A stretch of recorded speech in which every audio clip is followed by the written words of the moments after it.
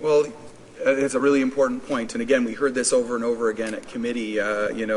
Talking, it was a real eye opener for the committee members from all sides to see the example of this circuit breaker, for example. Because you don't really think of those things when you think about counterfeit products. You're more thinking, or I tended to be more thinking about things like clothing and accessories and those kind of things that are very typical to kind of see out there and more prominent. And even in those cases, with the Canada Goose example, we saw a real strong example of a product that you would think would be harmless, even the counterfeit version. But some of the things that were going into it, basically, I can't even get into the wide range of things that they were finding in these jackets that were completely unsanitary.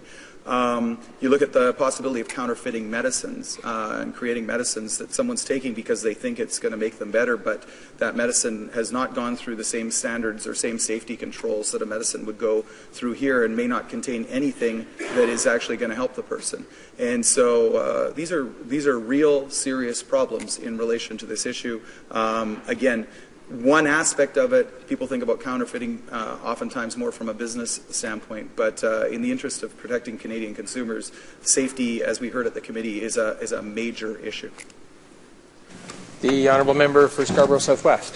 Thank you, Mr. Speaker, and thank you to the member for the speech. And of course, we sat on the committee together when we were doing a lot of the studies previous to this bill.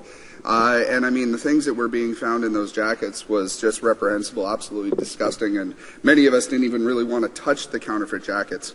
And of course, the electrical products.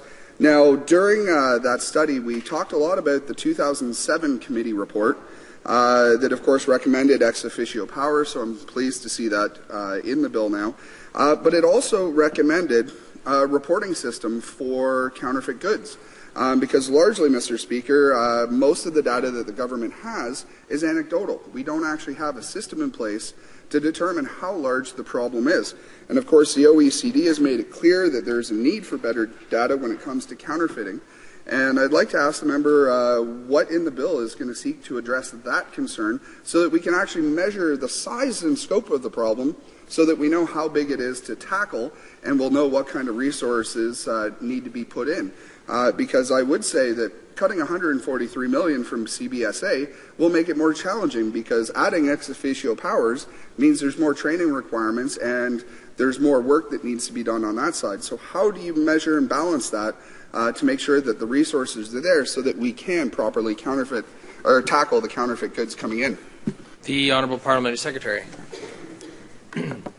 Thank you, Mr. Speaker, and again, thank the honourable member. And I enjoyed, when he was on the committee, always enjoyed his lively style of intervention. Mr. Speaker, what does that mean? I'll leave it at that.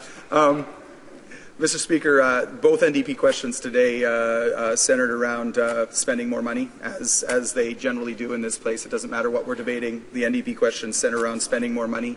For this government, we're looking at the amount of money that is spent on behalf of taxpayers in this country and saying that we can do better with that money. We can get that budget balanced and still take important steps like this one to give tools to our border officers. And Mr. Speaker, I would just ask that as we have the debate that we're about to have on the budget coming up, I would ask the NDP members to actually this time around read the budget first before they actually engage in the debate. That's always a good idea. And secondly, to consider actually supporting our measures to get the budget in balance so we can continue to move forward with these important initiatives to the benefit of Canadians. Comments? The Honourable Member for Scarborough Southwest. Thank you very much, Mr. Speaker. And I was in the committee when we were doing the study on intellectual property, and certainly CBSA is happy to have these new powers, but they also want the resources to go along with it so that they can actually get the training that they need to identify counterfeit and other goods, and of course the manpower to actually be able to do searches and seizures. Now, I also wanted to ask the member, because he was part of the committee, why and for what reason did the government refuse to agree to the NDP's amendment that there should be reports back to Parliament on this issue? Of course, earlier I raised with the Parliamentary Secretary the other issue which exists, which is that we don't measure enough what is actually being counterfeited and what's come in. We have anecdotal evidence, but we don't have research-based data to actually track how much counterfeit goods are there. So why is it that the member himself voted against reporting back to Parliament on this bill? The Honourable Parliamentary Secretary. Well, thank you very much, Mr. Speaker. I appreciate my colleague's question, and I did enjoy the opportunity to work with my colleague while I was at the Industry Committee. My colleague mentions the study on intellectual property. It was actually my motion that triggered that important and very comprehensive study of intellectual property at the Industry Committee.